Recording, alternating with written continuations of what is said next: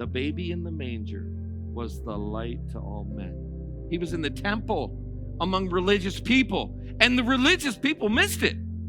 Don't miss it. In verses 4 and 5, it says this: in him was life, and the life was the light of men. The baby in the manger? Yes. The baby in the manger was the light to all men. Yet they couldn't find a place even to sleep. Think about this for a second. And the light shines in the darkness, and the darkness has not overcome it.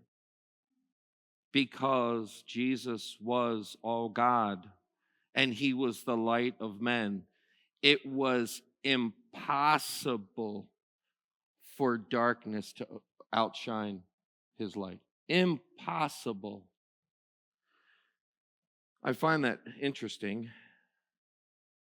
And in John, a few verses back, it says this, John 1, 9 and 10. The true light that gave light to everyone was coming into the world. And he was in the world, and the world was created through him, and yet the world did not recognize him. Why don't you think they recognized him? Oh, the prophets? The king is coming. He's going to be born. They probably thought he was going to be born with a crown on his head. But when he came in the way that he did, they missed it. They missed it. He was among them, and they missed it. They didn't see him. Let me tell you, in another book in the Old Testament, it says, there's nothing new under the sun. I'm telling you, today, people still miss it. I was at Myers yesterday, and there were people all around me who were missing it. And it made me kind of sad. I thought, you're celebrating the answer for yourself, but you're missing it. He's right here among you, and you miss it. He's the light. You know, in John chapter 12, verse 46, it says, think about this. I have come as the light into the world, so that everyone who believes in me would not remain in darkness. Jesus was born, he grew up,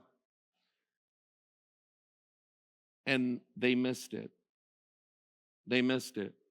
Interesting, I looked up, what were Jesus' first words as a baby?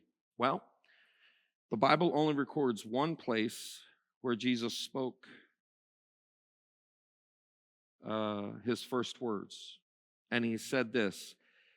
His mom and dad were going back to Jerusalem, Mary and Joseph, and they were getting ready to pay more taxes. And they were on this journey, and they turned around, and Jesus was gone. They finally decided, hey, let's go back to Jerusalem, see if we can find our kid, because I think we lost him. Like, they didn't have like a Walmart. If you have a blonde-haired 10-year-old boy who's screaming, can you please come to this earth? Like, they didn't have that. So they thought, well, let's turn around. They go back to Jerusalem. And Jesus' first words were about this. He was 12 years old. That's the first words of Jesus when he was 12. They found him in the temple. And his mom, of course, she said, do you know how much anxiety you gave me? That's what moms do, right? You scared me to death. Jesus' first words, did you not know that I had to be about my Father's business? First words of Jesus. First words. People missed him. He was in the temple among religious people, and the religious people missed it. Don't be here today and miss it. Don't miss it. Like, just coming on Christmas and think, oh man, I did my thing. I did my religious thing. I don't have to consider Jesus. Yes, you do. I'm not asking you to consider religion.